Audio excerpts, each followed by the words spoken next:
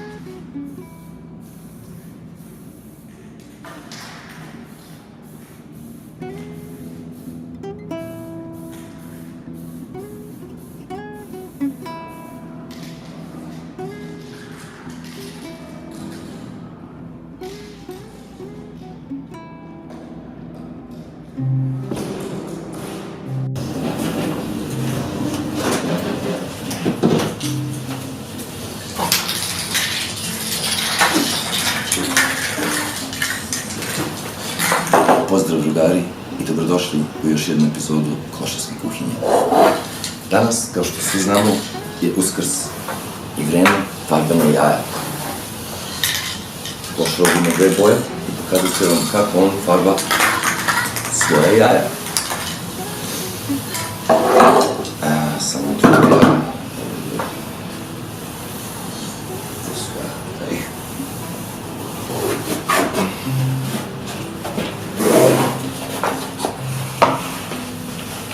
Klošar ovdje ima dva jaja, taman za dve boje, zlatnu i crnu. Zlatna jaja podsjećaju na jaja od zmaja, a crna je na jaja od gavrana. Tako, hajmo da pređemo na posao i da pravimo ova jaja. Prvo promišljate malo plaća konzerve.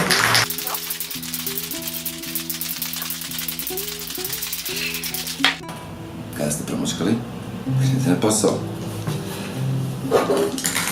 Isprskate jaja sa jedne strane.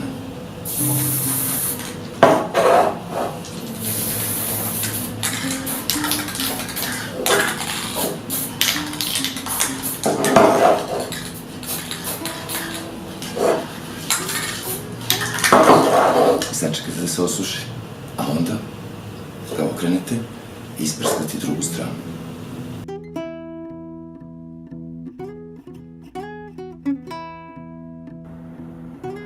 Sada kada su nam se jaja osušila na dodir, možemo da ih okrenemo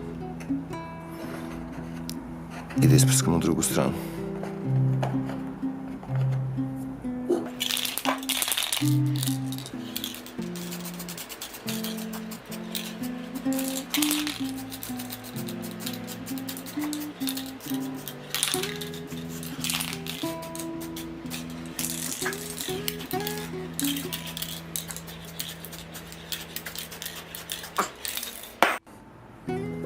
I onda sačekajte da se ova strana osuši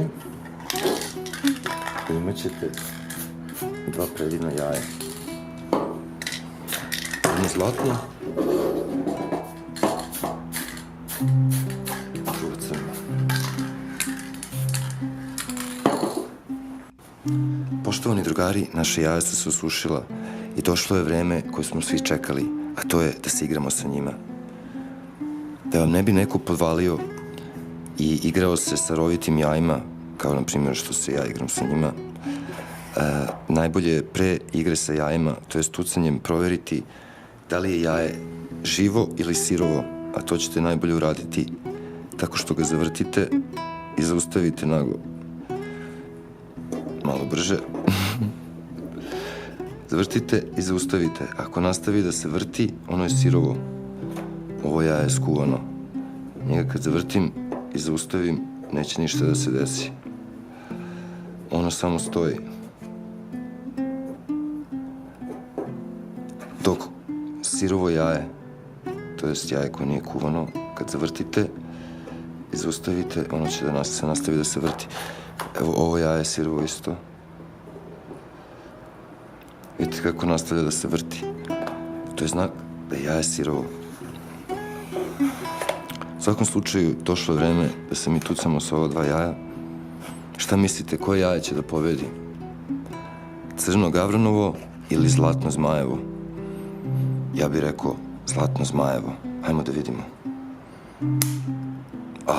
Pobedilo je zlatno zmajevo. Idemo sa ove strane. Da, drugari. Zmajevo zlatno jaje je ostalo celo, dok se gavranovo bljak razbilo. To je to za danas, a mi se vidimo u sledećoj epizodi Klošarske kuhinje. Pozdrav, drugari.